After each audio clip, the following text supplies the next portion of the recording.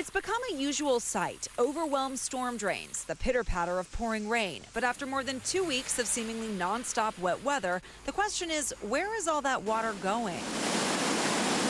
For the most part, the answer is places like this. This is the East Bay Mud Water Treatment Plant in Oakland, where, according to spokesperson Andrea Polk, roughly 50 million gallons of wastewater is treated daily. But during the height of the storms, like the one on New Year's Eve, it was a lot more. Our peak was something like 650 million gallons.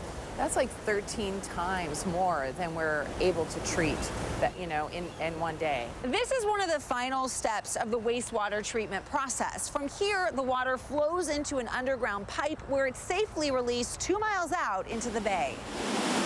Polk says the plant was able to treat 98% of that extra storm water, but that means 2%, or about 13 million gallons of potentially untreated water, could also make its way into the bay. Not only East Bay Mud, but many dischargers around the bay having overflows or discharges because their systems are overwhelmed with that influx of storm water. For that reason, as the weather dries up, environmental watchdog group San Francisco Baykeeper is advising this. I would urge people to still stay out of the water for a couple more days. The group's executive director says bacteria and viruses haven't yet had a chance to flush out of the bay. She says the potentially contaminated water is not just because of overwhelmed water treatment plants, but also storm drains. Oftentimes on our streets, we have lots of fertilizers and pesticides that we've applied to our lawns. We have metals coming from industrial facilities.